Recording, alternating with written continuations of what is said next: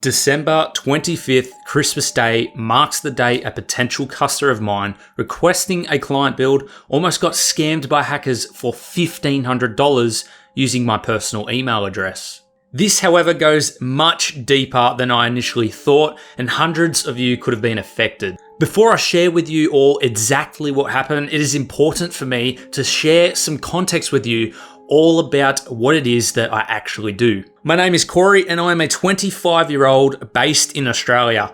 I run a YouTube channel and our main content focus is around building and creating custom PC builds for our YouTube channel. From this, we get a large amount of inquiries each week from people wanting to build their very own custom builds. So now that you guys know exactly what I do, I want to start by showing you guys exactly what happened from the start.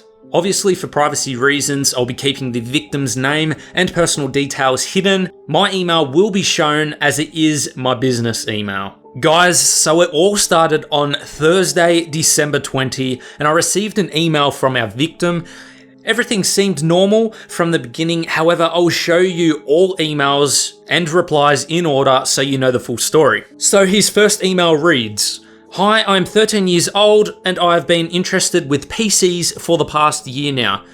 I have been wanting to build, but I have no money. Can you please suggest some places that I can get cheap parts or someone who can build a pre-built computer for me? Thanks." So I have not replied yet, and this is what he sends next.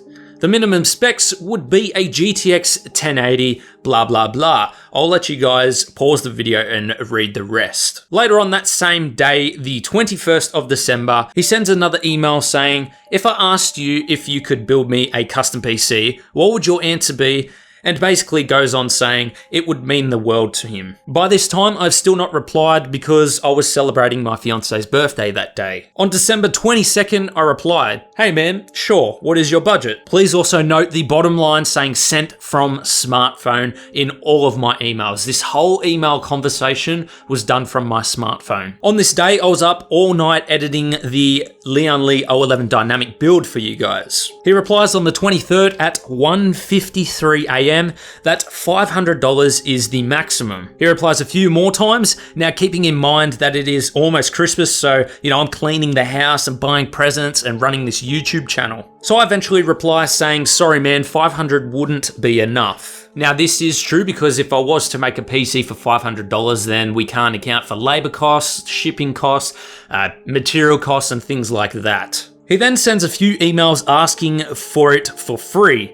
I'll let you guys read it for yourselves. I eventually said, "Sorry, I cannot," and then he goes ahead and asks for parts instead. Now, all of this begging is very relevant for how these scammers or hackers approach the victim. So the last email that I sent to our victim before this all got extremely creepy, and I'm not sure why the dates are out on the phone here, but I will provide the correct dates and times on the screen for me here in Australia. So last email I sent was that I don't have any free parts for him. Now this was December the 24th. So I left it at that, and here's where things got extremely creepy, especially for me. So by this time, I'm in bed, ready to celebrate Christmas the next day, and during that night, the victim asks for anything free related to technology or merch. So I start my day as normal on the 25th, Christmas Day, and I check my phone for any messages or emails in the morning. It's about 6:30 a.m. Christmas Day, and I read an email from the victim. "What would be in the PC if I sent you the $1,500? So at that point, I was confused about what he meant by this, so I had to backlog my sent mails,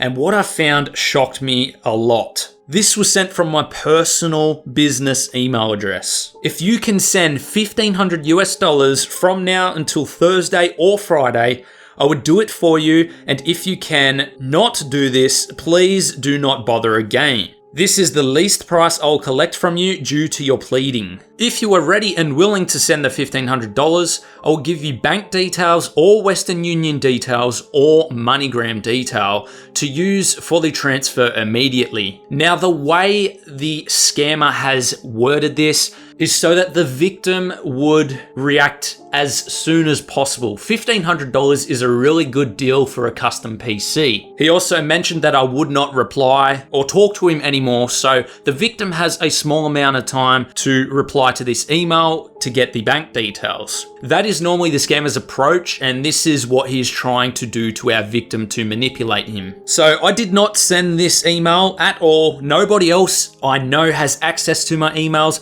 I was asleep when all of this went down. So the victim initially responded to the scammer saying he didn't have the money and apologized to us. However, his latest email suggests that he was thinking about it. So I responded right away. Hey dude, do not send any money to anyone using this email. Someone has hacked it. I did not send that email to you about the $1,500. I've since changed the password, but do not ever send your money to anyone asking for it. The email says it was sent at 5:40 a.m.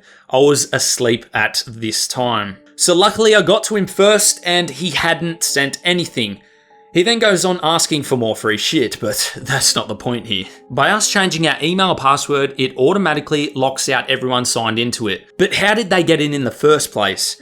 That is a mystery to me, and simply changing the password is not satisfactory for me. I'll be doing a full sweep of my phone and my PC before changing our email passwords once again. Lucky for me, I keep my business emails and my personal email separate when it comes to online banking or any type of account. All of my passwords are different and extremely unique, especially between business and personal life.